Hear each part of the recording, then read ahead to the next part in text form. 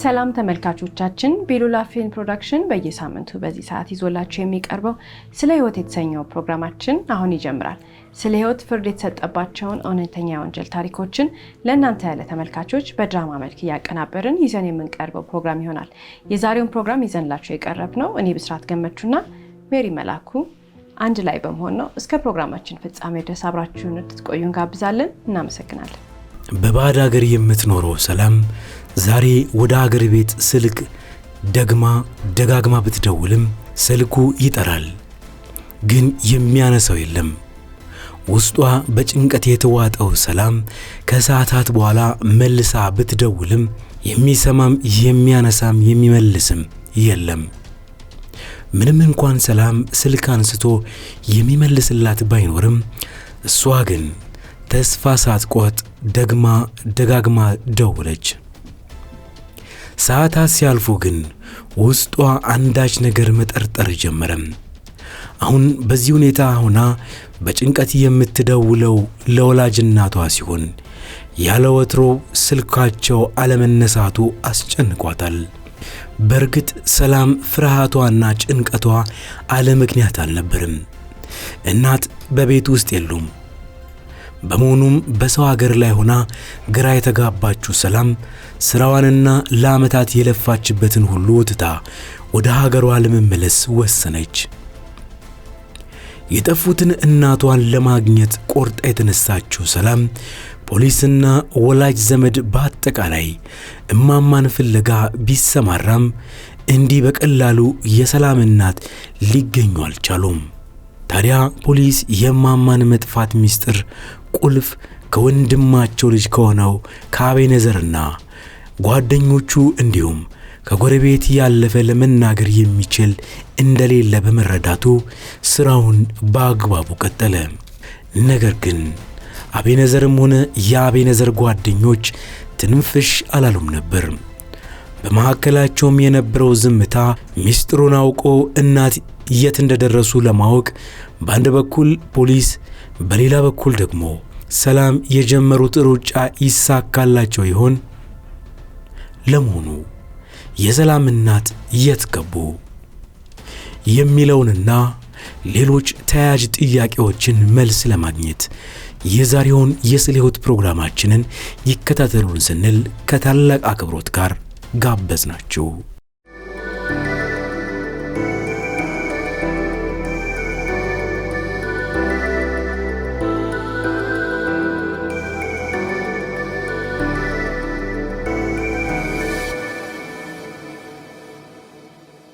በዚህ መንደር ለዓመታት ከብቸኛ ልጃቸው ጋር የኖሩት የሰላም እናት እንደ ማንኛውም የማህበረሰቡ ነዋሪ ልጃቸውን ያሳደጉ ሲሆን ተወዳጅ እናት ናቸው። ታዲያ እኚህ እናት ለየት የሚያደርጋቸው የተቸገረ ሲያዩ ከሌላው የአካባቢው ነዋሪ በተለየ ሁኔታ ሆዳቸው መባባቱ ነበር። ያው እንግዲህ የሰላም እናት በጣም ደግና መልካም የምንላቸው እናት ናቸው። ብዙ ጊዜ የተቸገረ ያዘነ ወይንም ደግሞ የተጎዳ ሰው ሲያዩ በመስጠት በጣም ስለሚያምኑ ያላቸውን ነገር ነው የሚሰጡት። እንደውም ትንሽ የሳቸው አሰጣጥ ለየት ይላል። ያላቸውን ብቻ ሳይሆን በቃ የራሳቸው ሊኖሩበት የሚችሉትን ነገር ነው አንስተው ለሰው የሚያደርጉት። ከዛ የተነሳ ከመስጠታቸው ወይንም መስጠታቸው ከመብዛቱ የተነሳ ለራሳቸው ለኑሯቸው የሚቸገሩ ሴት ናቸው የሰላም እናት። ይሄ ኑሮ ችግራቸው እንግዲህ ከአመት አመት እየጨመረ ነው የመጣው። ስለዚህ ሰላም ነፍስ እያወቀች ስትመጣ ይሄን ችግር ለመፍታት የወሰደችው አማራጭ ምንድነው? መሰደድን ነው። ስለዚህ ተሰዳ ከሀገር ወጥታ ስራ እየሰራች እናቷን መርዳት ጀመረች። ሰላም ከሄደች ከተወሰነ አመት በኋላ ኑሯቸው እየተቀየረ ይመጣል የሰላም እናት። ስለዚህ ከዛ ከነበሩበት የችግር ህይወት ወጥተው አሁን የተሻለ ሁኔታ ላይ ነው የሚገኙት ማለት ነው። ምክንያቱም ሰላም እየረዳቻቸው ነው።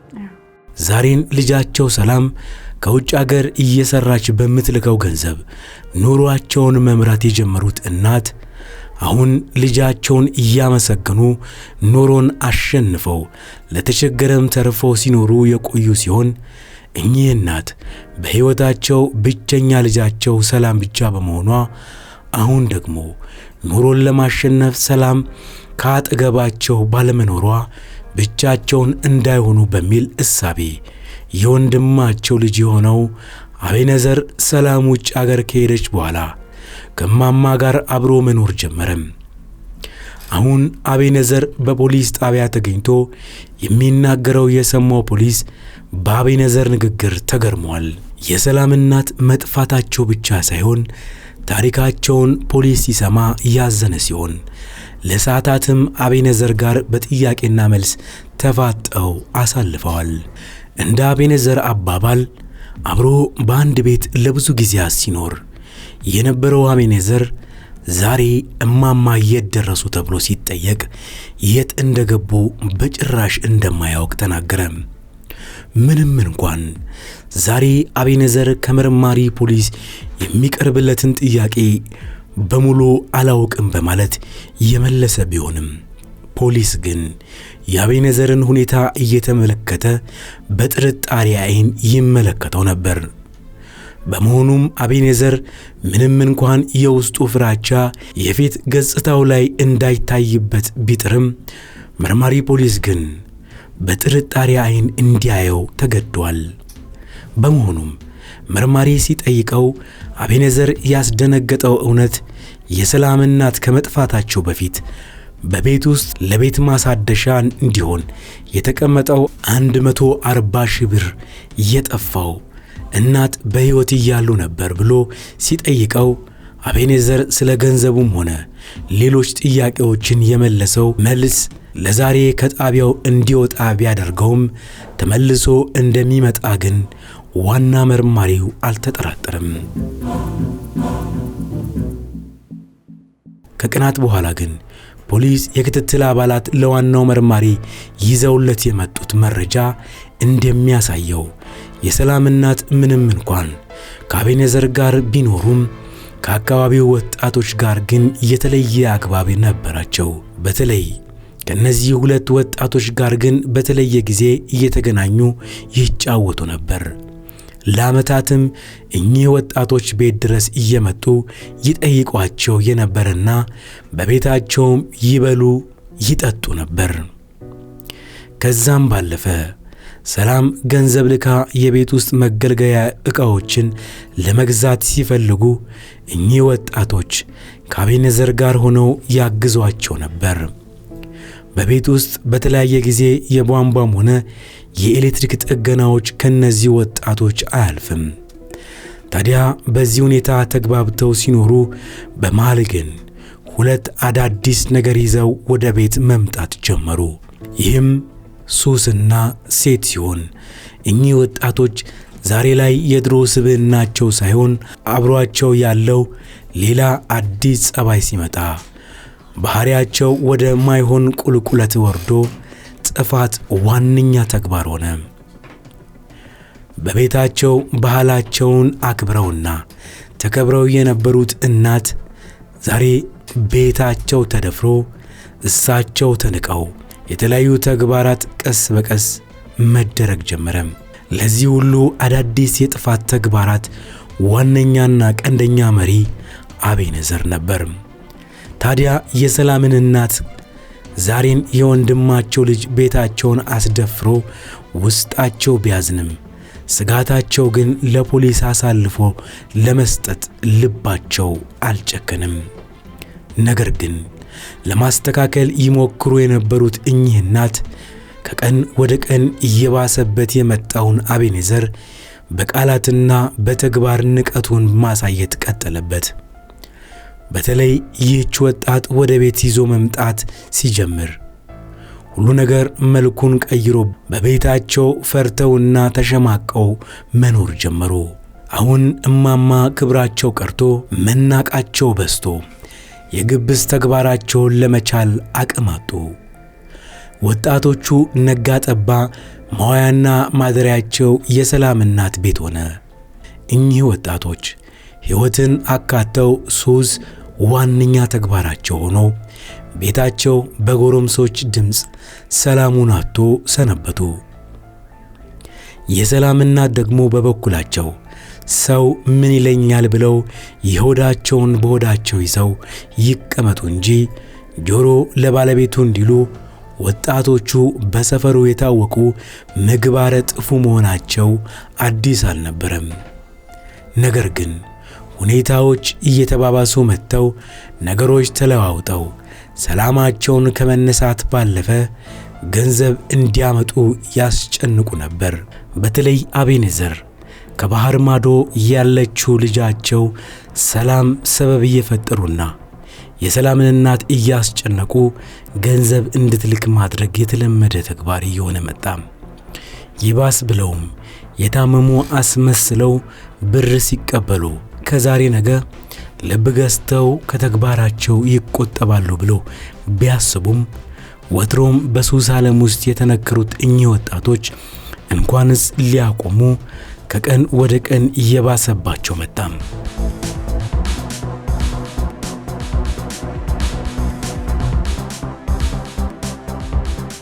ከባዕድ አገር ሆና ከወትሮው በተለየ ገንዘብ የምትልከው ሰላም ደግሞ ሁኔታዎች ግራ ያጋባትና የተለየ ነገር መታዘብ ስትጀምር መጠየቅ አላቆመችም ነበር። እንዲሁም ደግሞ የሰላም እናት በበኩላቸው ሁኔታዎች ሲብስባቸው ለሰው ለማዋየት መወሰን ብቻ ሳይሆን አሁን ያላቸው የመጨረሻው አማራጭ አቤኔዘር ከቤት መውጣት እንዳለበት በልባቸው ደመደሙ።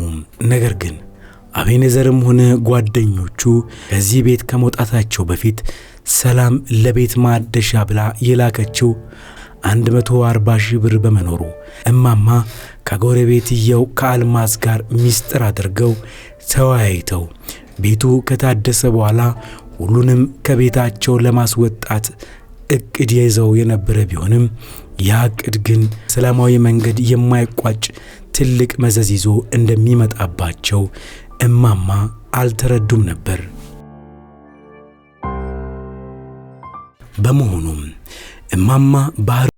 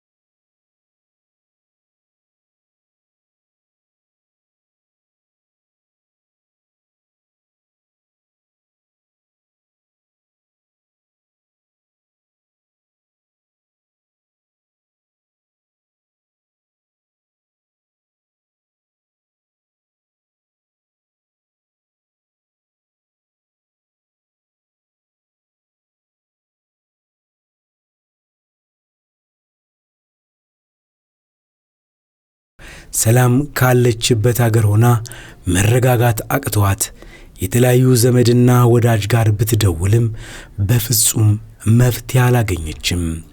የእናቷን ድምፅ መስማት ባቃታት በአራተኛው ቀን ጨርቄን ማቄን ሳትል የእናቷ ሁኔታ አስጨንቋት ገስግሳ ከባዕድ አገር መጣች።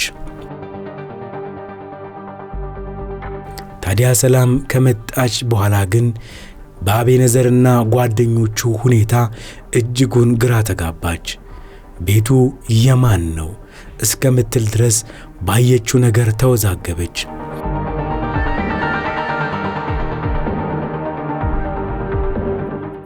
ሆኖም ሰላም ጊዜ ሳታጠፋ ወደ ፖሊስ ጣቢያ ቀርባ ጥቆማ ሰጠች።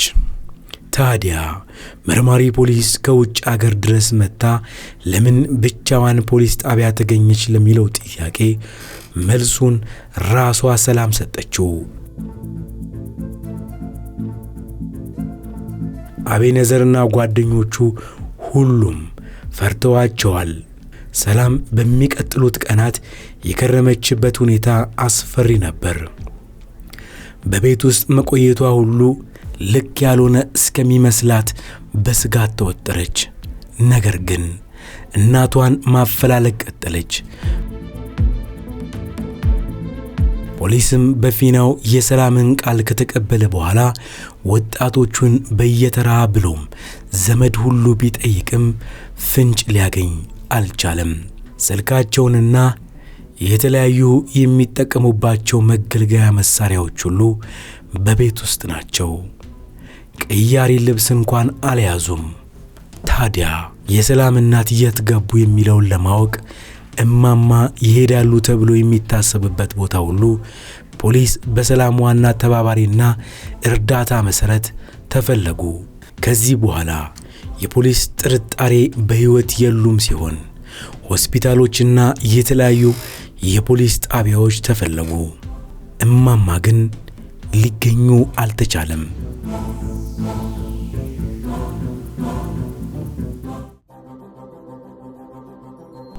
እሺ የሽሮ ማስፈጫምጣ እሱንም እዛው ላይ ፈልጊው አልኩሽ እኮ። 1 ሚሊዮን ብር ለኔ መስጠት ከብዶ ነው። መቼ ስልክሽን እንደምታነሺው ተስፋ አድርጋለሁ። ያረኩበት ቦታ ካልጠፋኝ። ቆይ አንተ ስልኩን ነው ያገባው ወይስ እኔን ነው?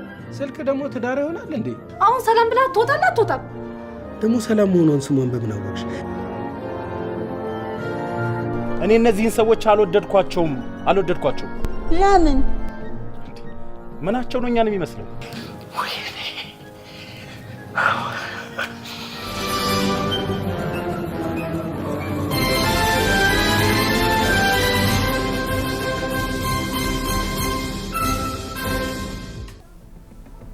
ሰላም አሁን በቤት ውስጥ ግልጽ በሆነ ሁኔታ ከአቤነዘርና ጓደኞቹ ጋር አባራሪና ተባራሪ ሆነው እየኖሩ ነው።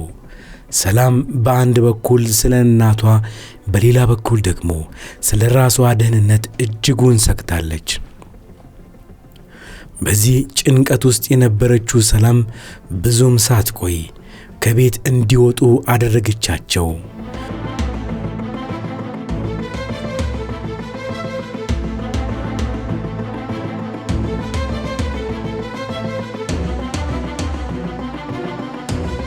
ምንም እንኳን ሰላም ከቤት ታስወጣቸው እንጂ አቤነዘር በሰበብ አስባቡ ዕቃ ረሳው እያለ እየተመላለሰ ያስቸግራት ነበር። በተለይ ማታ ጓደኞቹን ይዞ እየመጣ የሚያደርገው ነገር ለሕይወቷ ያሰጋት ነበር።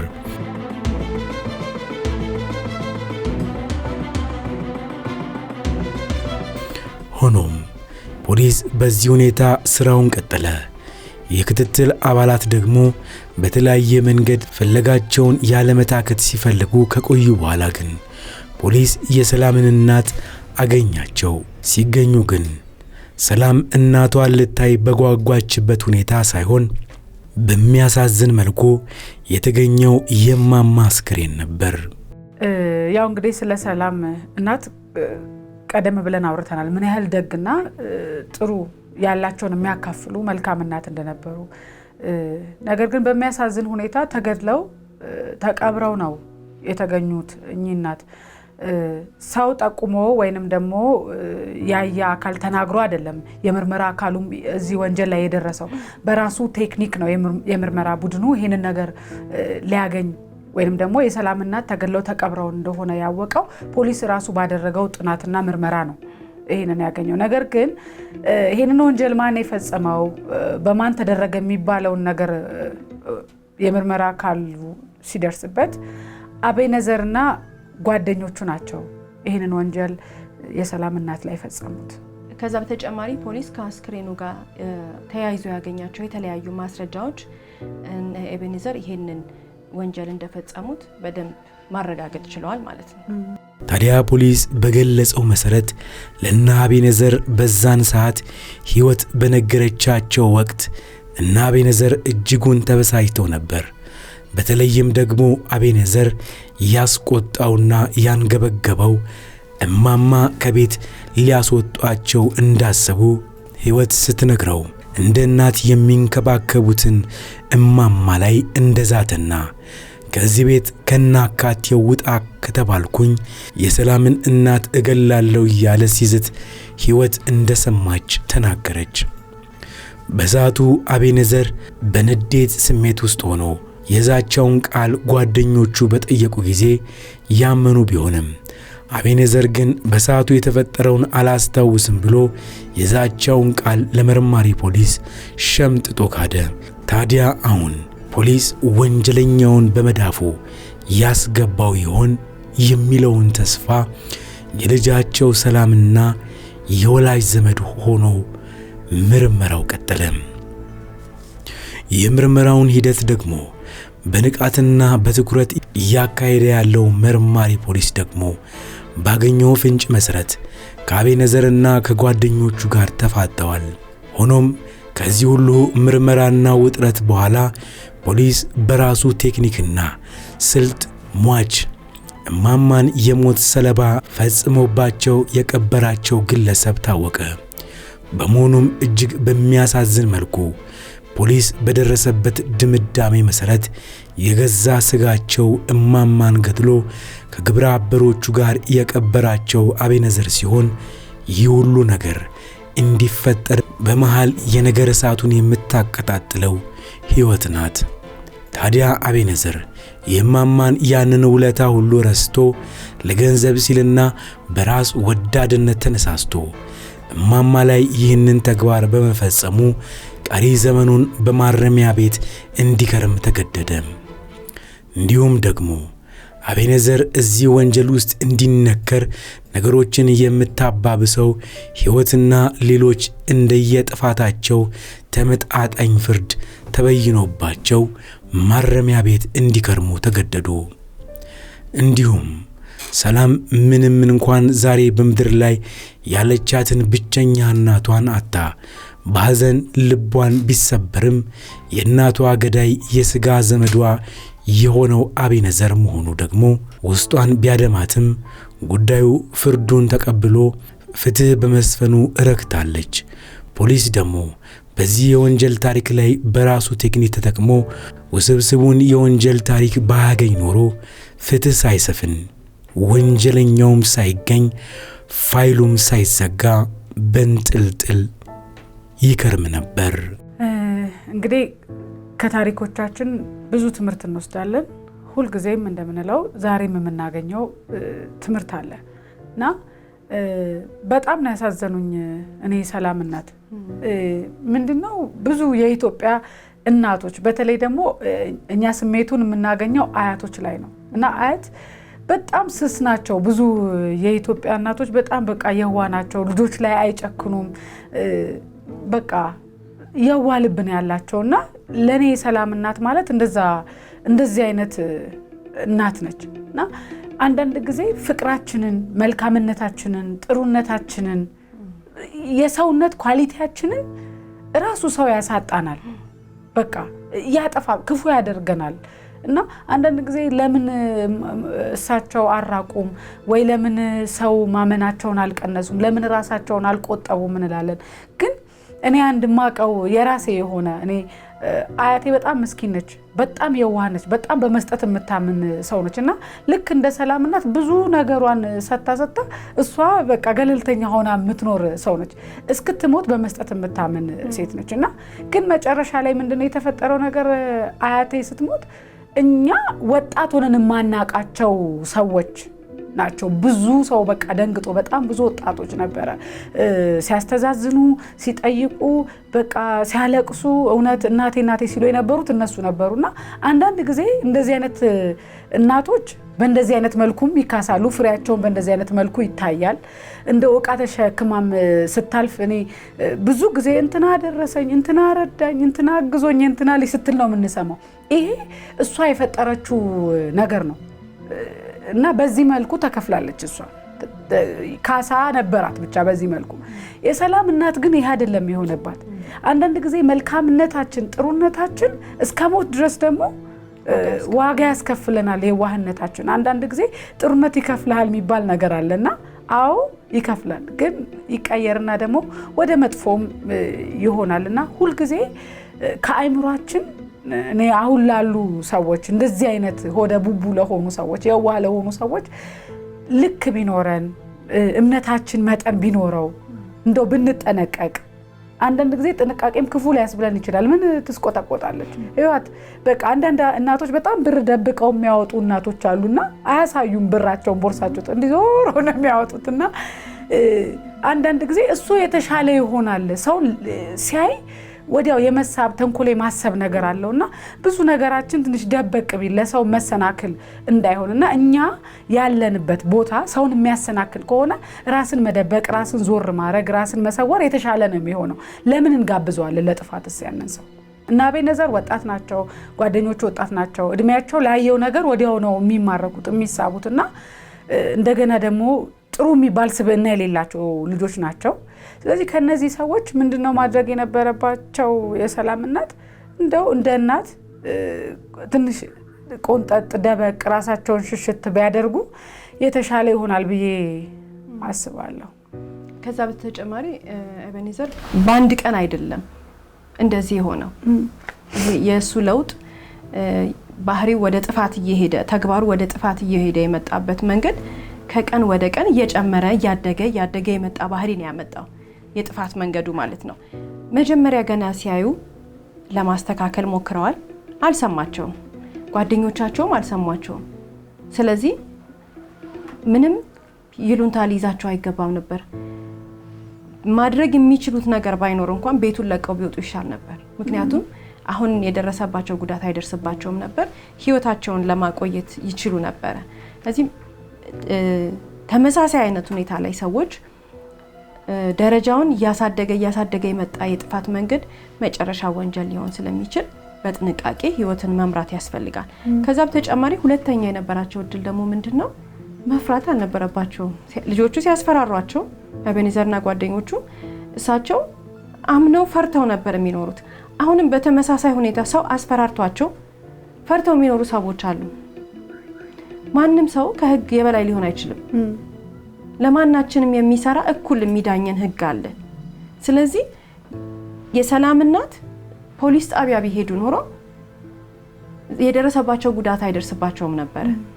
ለፖሊስ ሄደው ቢናገሩ ኖሮ ሩቅ ይመስለዋል። በተለይ ተለቅ ሲል እድሜያቸው የሚደርስባቸውን ነገር መናገር የዛን ቀን ከተናገርኩኝ በኋላ የት ሄጄ አድራለሁ፣ እንዴት ብዬ ኑሮዬን መሰርታለሁ፣ እንዴት እጀምራለሁ ብሎ ይሰጋሉ። ከዛ የሚበልጠው ነገር ግን ህይወትን ማጣት አለ። አሁን እንደ ሰላም እናትና ለፖሊስ ማሳወቅ ከተቻለ በጊዜ ከቤታችን ማስወጣት፣ ካልቻለን ራሳችን ወጥተን ሁኔታዎችን አስተካክለን ወደ ቤታችን መመለስ እንችላለን። አለበለዚያ ወደ ፖሊስ ጣቢያ መሄድ ነውና ከነዚህ አማራጮች መካከል አንዱን መጠቀም አለብን። በፍርሃት ውስጥ፣ በመጨቆን ውስጥ፣ በመበደል ውስጥ ህይወታችን የታሰረን ሰዎች ካለን ይሄንን ማድረግ ግዴታ ነው። በተለይ እድሜያቸው ገፋ ሲል ሴቶችም ሊሆኑ ይችላሉ፣ ወንዶችም ሊሆኑ ይችላሉ። ያሉበት ሁኔታ የሚያስፈራራ ለህይወታቸው የሚያሰጋ የማይመችም ጭምር ከሆነ ለፖሊስ መናገር ከዚህ ነገር ውስጥ ሊያወጣቸው ስለሚችል በድፍረት ወደ ጣቢያ በመሄድ መናገር ይሻላል። መደበቅ አያስፈልግም። በመናገር ውስጥ ሌላው በተለይ ትላልቅ ሰዎች ሲሆኑ የሚፈሩት ነገር የሰው አፍ ነው። ሰው ምን ይለኛል፣ ሰው አፍ ውስጥ እገባለሁ፣ ሰው እንደዚህ ብሎ ያማኛል የሚባል ነገር ነው። ይሄ ለኔ እንደ ጎጂ ባህል ነው የምቆጥረው። እውነትን መናገር፣ የደረሰባቸውን ነገር ማጋለጥ በዳዩ ወይንም ደግሞ የሚጎዳቸው ሰው ይፈር እንጂ እሳቸው ተጎዳሁኝ ብሎ መናገር የሚያሳፍራቸው ነገር የለም።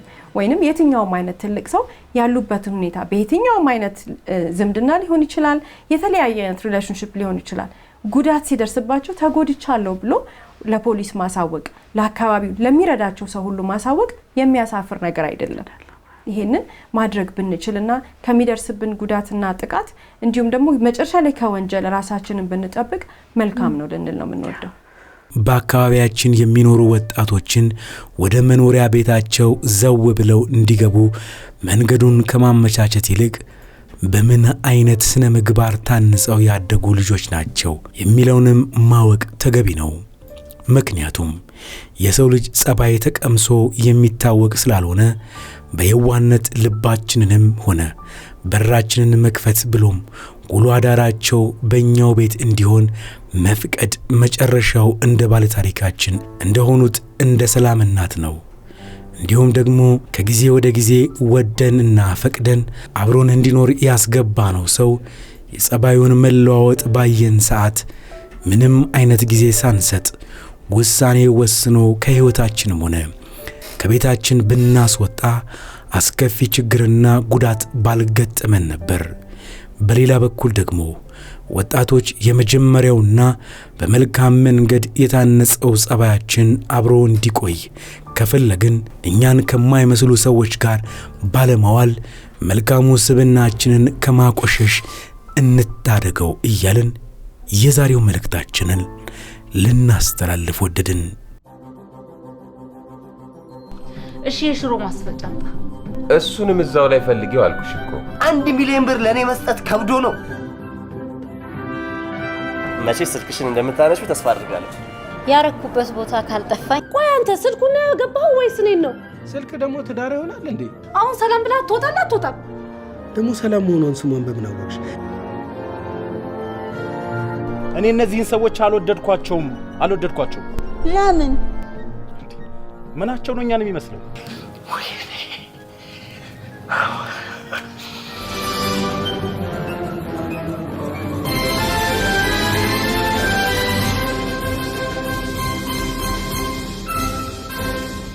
እስከ ፕሮግራማችን ፍጻሜ ድረስ አብራችሁን ስለቆያችሁ እናመሰግናለን። ሳምንት በተመሳሳይ ሰዓት በአዲስ ታሪክ እንደምንቀርብ እየገለጽን እንደተለመደው በአድራሻችን አስተያየቶቻችሁን ላኩልን። እስከ ሳምንት ድረስ ቸርን ሰንብት።